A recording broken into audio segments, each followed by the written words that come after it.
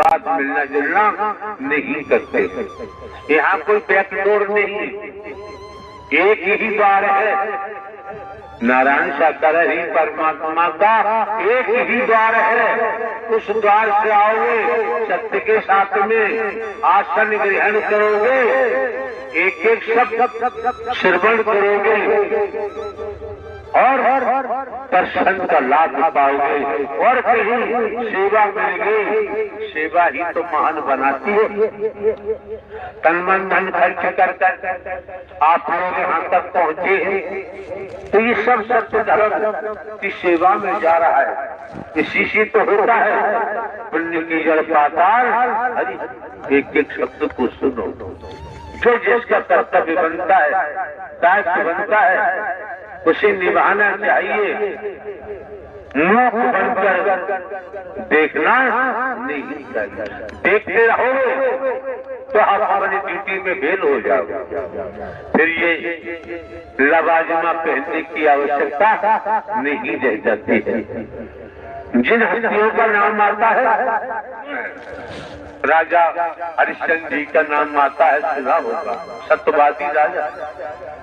मुरद जी का नाम आता है, देवी दुर्गा काली लक्ष्मी का नाम आता है, ब्रह्मा श्री कृष्ण शंकर पार्वती विष्णु ब्रह्मा का नाम आता है, तमाम देवी देवताओं का नाम आता है। वैसे ही थोड़ी आता है। क्यों? कोई कार्य आप करेंगे उसके पीछे आपका त्याग होता है, परिश्रम होता है।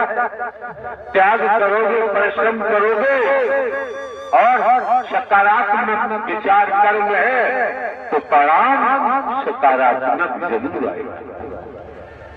नकारात्मक सोच है, नकारात्मक विचार है, नकारात्मक सोसाइटी है, तो उसका परिणाम दुर्भाग्यशाली होता है। ये मौका जो आज मिला हुआ है, ये कितने ही मौके मिले, आज का मौका इस रूप में क्यों अनंत अनंत कालों के बाद भक्त और नारायण साकर हरि का मिलन हो रहा है। ये मौका हर समय मिलने वाला सब प्रेस्टीज हो जाता है, बोलने की आवश्यकता नहीं रह जाती है। संगत, मैं बैठा हुआ था गैलरी के किनारे सप्त का साथ में, तो सात संगत सेवादार भाई जैसे लगे हुए हैं, गुलाबी वर्दी पहने हुए, तो एक सेवादार भैया भी खड़े हुए थे सात संगत। तो मैंने देखा जो बेल्ट होती है सेवादार की सात संगत, जिसमें सुदर्शन चक्र छपा हुआ है सात संगत, तो मैंने उस बेल्ट में, उस सुदर्शन चक्र में इतनी चमक देखी सात संगत, परम प्रकाश देखा सात संगत, आज दिन तक मैंने नहीं देखा सात संगत। इतनी चमक देखी, इतना अच्छा लग रहा था सात संगत, बहुत सुंदर लग रहा था सात संगत। तो मेरे मन में उमंग जगी, साहब ये वर्दी बहुत अच्छी लगती है, मैं भी वर्दी लूंगा। सात संगत, इस संसार में नारायण साकार हरि परमात्मा की रचना बहुत अच्छी है। रचना में दोष नहीं गिना सकते। रचना अद्भुत है, रचना अलौकिक है, दोष नहीं देख सकते, दोष नहीं गिना सकते। लेकिन बात आती है, जिन्होंने रचना की है इतने सौम्य है, जुबान नहीं कर सकती है। साथ संगत जी, थोड़े से ही क्षण में ऐसा दिखने लगा, ऐसा अनुभव होने लगा कि जैसे मेरे कई वर्षों का जो मेरे दिमाग में तनाव चल रहा था, वो सारा तनाव खत्म हो गया। मेरा दिल और दिमाग पूरी तरह से परिवर्तित हो गया और ये बिल्कुल एहसास हो गया, दिखने लगा, अनुभव हो गया, दिखाई देने लगा कि मैं किसी साधारण जगह पे नहीं बैठा हूं।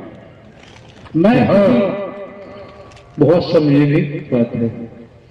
साधारण असाधारण, भले आपके पास पीएचडी की डिग्री है, हाई फाई है, एमए एलएलबी एलएलएम है, डिग्रियां हैं, पद हैं, ये समझना जरूरी है कि हम अपराधी के पास बैठे हैं कि शराधी के पास बैठे हैं, कामी के पास बैठे हैं, क्रोधी के पास बैठे हैं, बेचारी के पास बैठे हैं, क्या किसान के पास बैठे हैं, नौकरी करने वाले जनों के पास बैठे हैं, क्या हम साधु संत महात्माओं के पास बैठे हैं, क्या हम मंदिर में बैठे हैं, क्या हम किसी वृक्ष के नीचे बैठे हैं।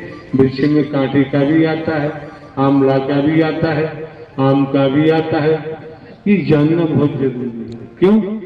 आप जिसका सानिध्य पाएंगे, जिसके नजदीक बैठेंगे, वाइब्रेशन वैसा लगेगा, वैसी छाया होगी। तो क्या है भैया, क्या है, इस समय बोलने का टाइम तो नहीं है, थोड़ा संयम बरतो, आ जाता समय करेगा, सुनोगे तो हजम करने की ताकत मिलेगी, भला होगा, अच्छा होगा। आप तो ये मानव मंगल मिलन सदु हमने समागम की द्वितीय कड़ी में आते हैं, आप संगीत बजाते हैं तो ये सब थिरकने को तैयार हो जाते हैं, अपने को भूल के रहेगा, भूलना नहीं चाहिए।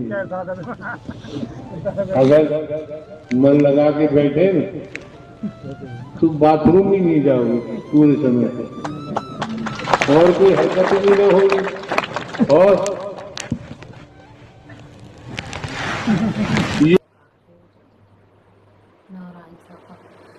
पृथ्वी संपूर्ण ब्रह्मांड में सदा सदा के लिए जय जयकार हो, जय जयकार हो, जय जयकार हो। नारायण सदा संपूर्ण ब्रह्मांड में सदा सदा के लिए जय जयकार हो।